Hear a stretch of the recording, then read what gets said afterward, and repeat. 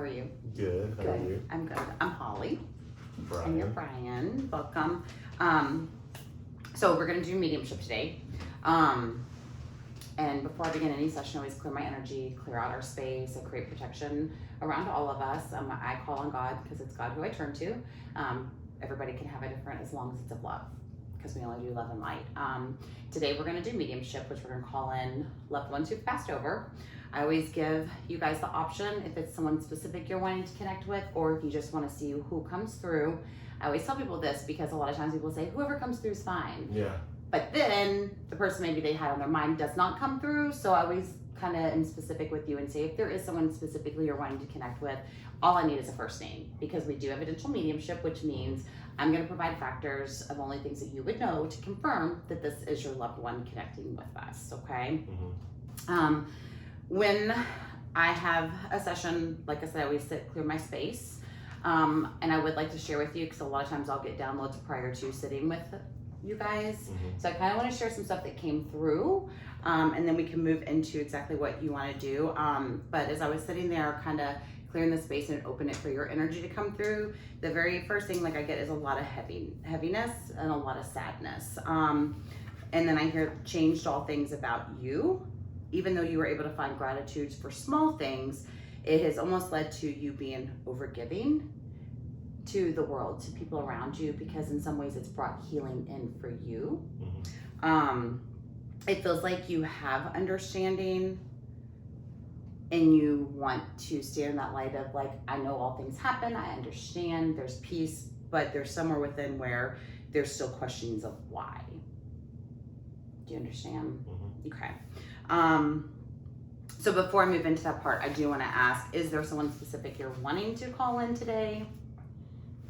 Curtis. Okay.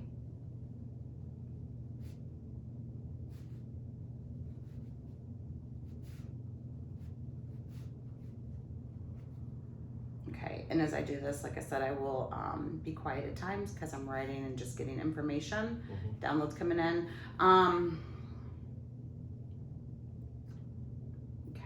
So I'm gonna try to call Curtis in. I was hoping you were gonna say someone else, but we'll get there if that needs to happen.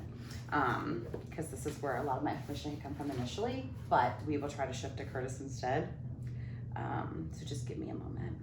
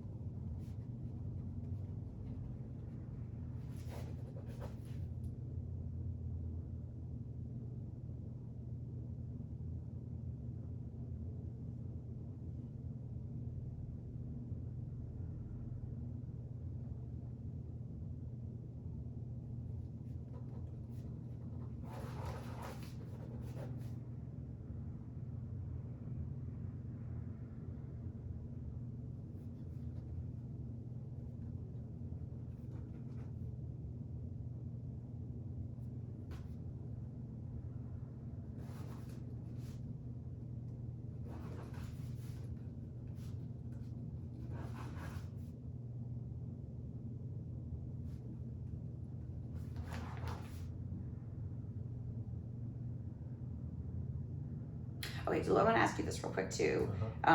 Does February mean anything to you? Because February is one of the things I got sitting outside. So I just want you to hold that, because February is one thing that came through. So, okay, connecting with Curtis, I usually like to try to find like how they passed. And I'm getting all this stuff on the right side of my body. Like I had a shooting pain in the right temp right here. Then my head was hurting, heaviness, and then like pain through my chest, heart area.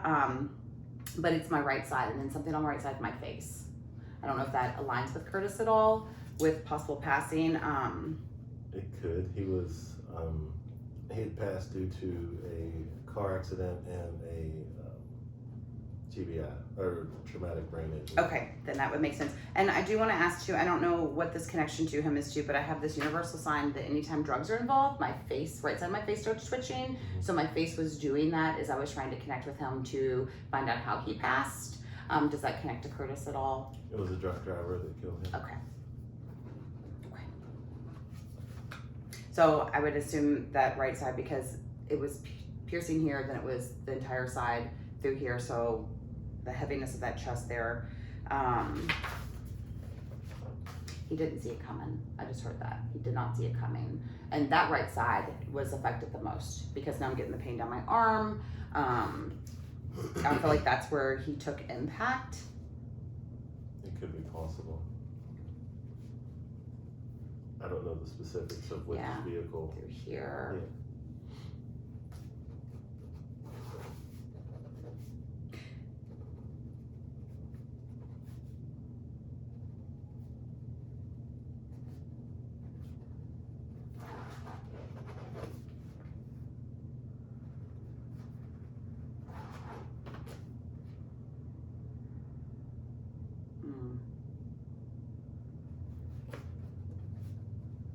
Okay, so earlier I had screaming, hysterical crying, and then he shows me that again, like it's like a call and someone screaming when they hear, but what he showed me is he's just, again, driving along, minding my own is what he says. Music's up.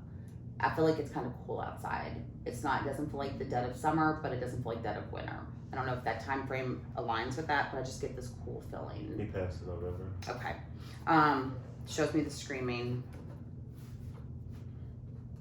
There's something with February again, okay? I don't know what that is, but that's for you to know and to figure out, because I keep seeing February again. Okay.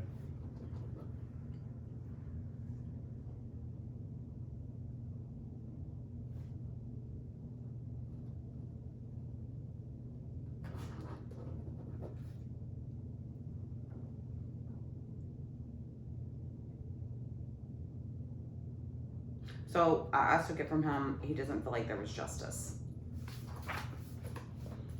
Yeah, that would be interesting to find out too, because I don't know much about the specifics of the crash. My dad and grandfather were there to find out what happened. The family, we just knew that he was involved in a car accident while he was working. And but it was in November. He was in California. Okay, that explains the weather then, because it didn't feel hot like summer, but it didn't feel cold like winter. Yeah, it was this cool, and it's the right side. Like that's so powerful. Like all my pains and stuff are coming through. Yeah, he doesn't feel like there was justice served.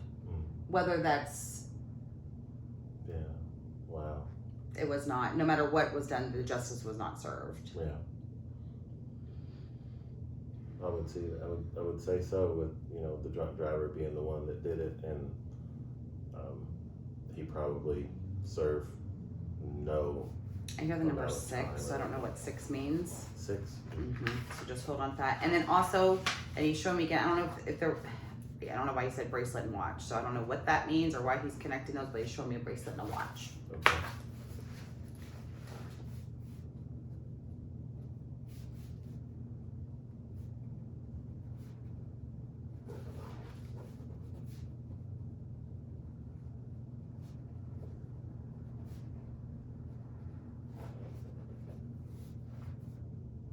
Like I hear squealing of tires.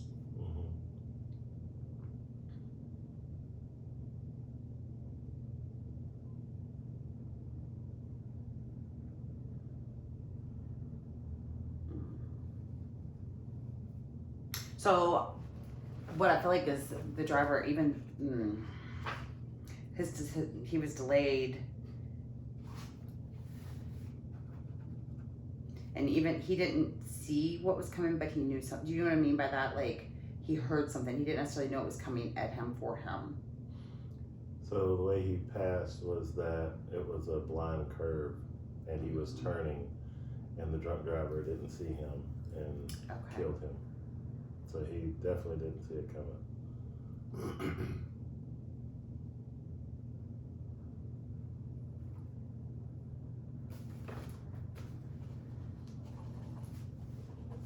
He said chaos. I don't know what that is, but chaos. It was chaos. The scene.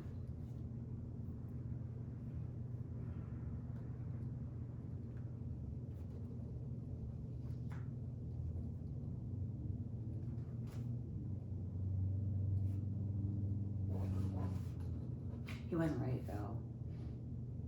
He's showing me like standing above watching, and all he kept saying was "damn man," and he was not ready to go.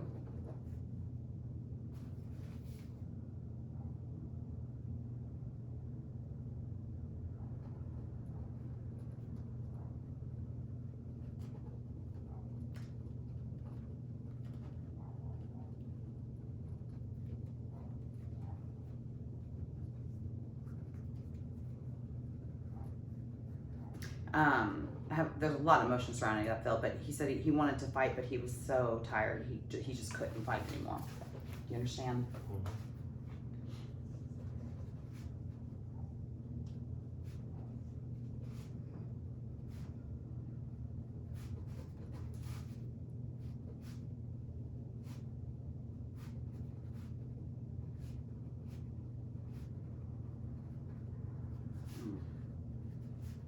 Is that whole right side of his body, because I'm getting it down my spine to my hip.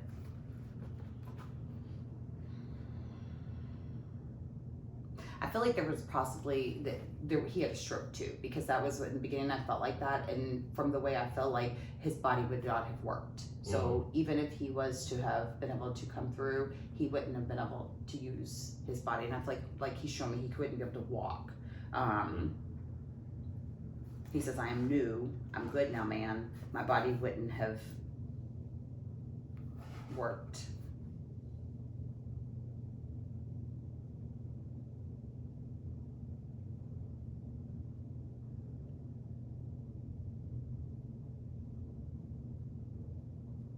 Did they do CPR on the scene? Because he's showing me CPR. I'm not sure. Okay.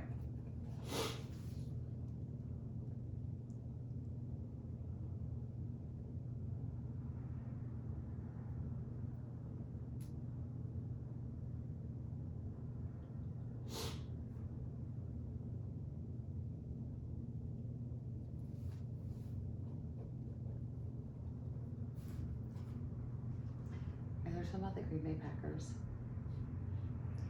No, he was a Raiders fan. Okay, I don't know, because I hear Green Bay Packers, so I'm still gonna put that out there.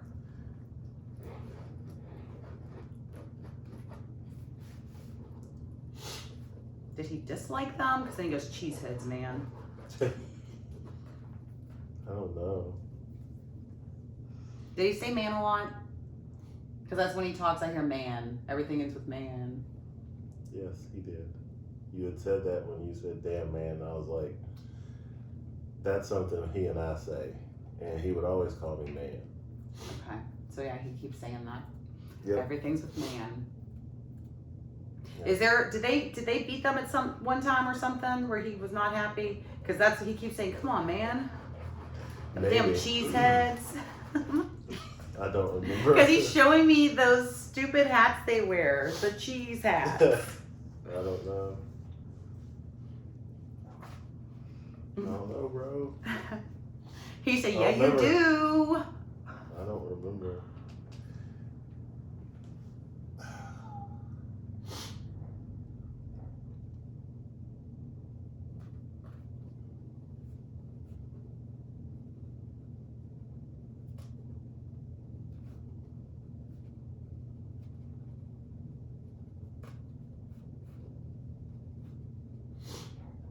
He says, I'm so proud of you, man. You've been through it, and look at you.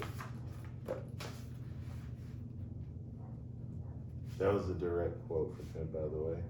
Was it really? When I went in the military, that was exactly what he said to me the last time I talked to him on the phone. Okay.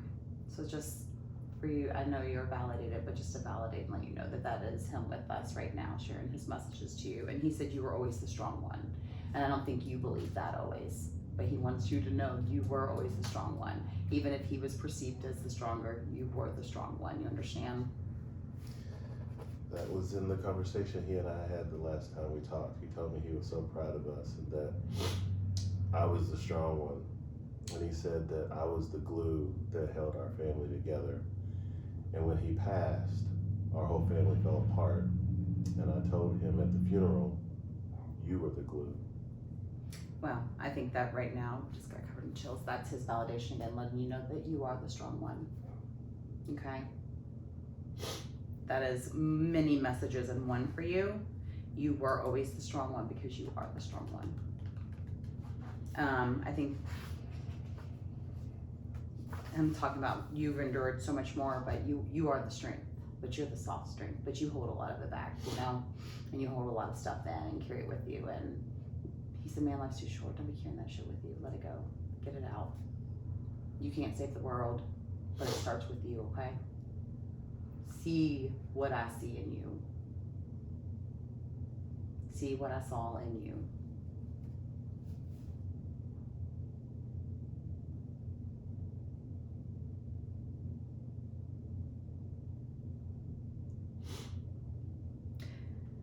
Okay, do you see white feathers, but they're not like just the stiff white feathers. They got fuzzies.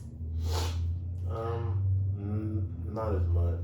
Okay, but when you do, those are from him. Okay. And he's specific in that. It's not the hard feathers that, you know what I'm talking about, like these. It's like the feathers that's got little fuzzies around them. Almost like... Well, that's the funny thing is I do see weeds, you know, like the ones that you blow. Yes, he just showed me that. I see those. That's why I just did that. I'm like... Yeah, I see the weeds all the time. Okay, so again... I saw one today. That is him connecting to you, and the fact that today you saw that, because he literally, because he showed me the feather flowing at the bottom there. Tell him I apologize. I threw it right out the car. You tell him. He's right here. He's hearing you. But that, again, is just his validation. He was with you today, and my ear is going crazy now, too. Just validation for you that he was with you today. So, yeah, because literally, that's what he did. Yeah. Yeah. Like, come on. Yeah, the little weeds, man. You're supposed to be the smart one. Were you considered a smart one? I don't want to say. I think he was a smart one, but yeah. He just said that, though. You were the smart one. He said, you're supposed to be the smart one. Come on, man. You're the smart one. I don't want to say that to you, dude. Oh, trust me. You can say anything you want now. Because he knows all. He knows. And you need to know. But he's like, you were the smart one. He was smart in different ways, but like with that, he's like, come on. Yeah, you smart enough to know this?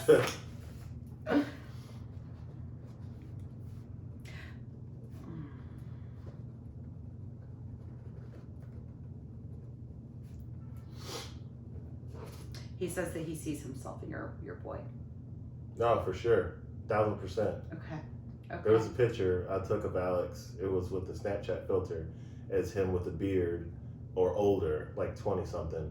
And I showed it to the family, and they all said, that's Curtis. Mm-hmm.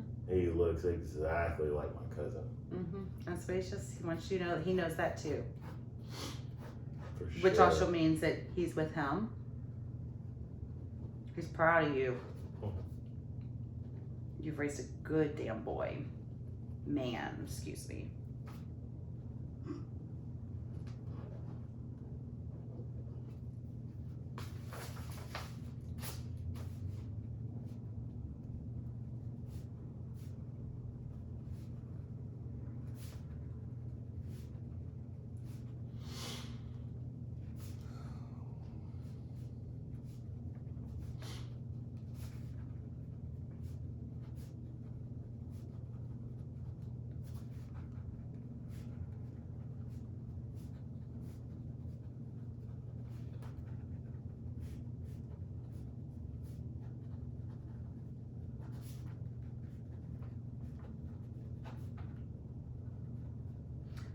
He says he wishes he could have been here for him and to watch him grow up.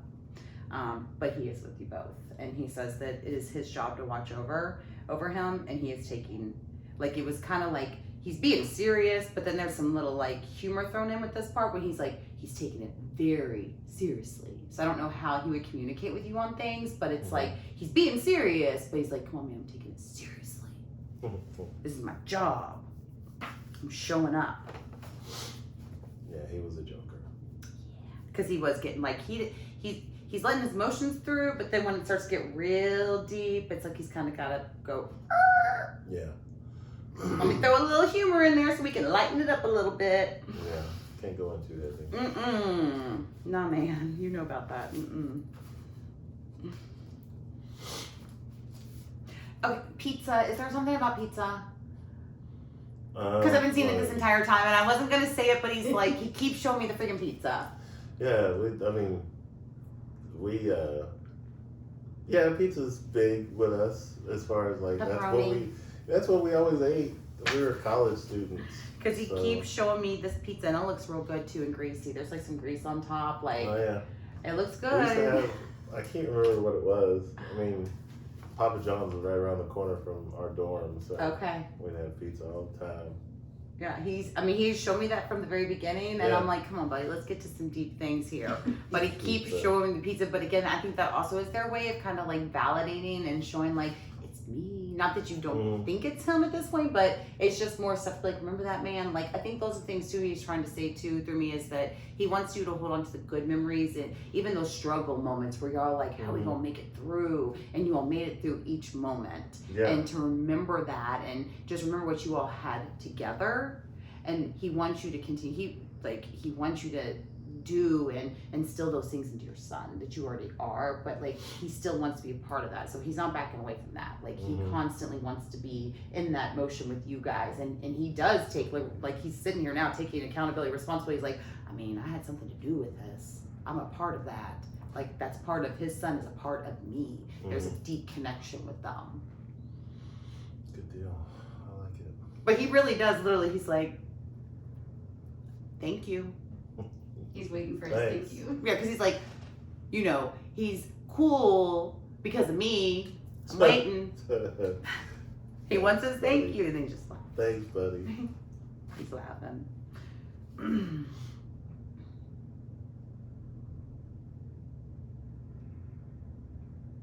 He knows that there's still like a lot of unhealed parts for everyone, and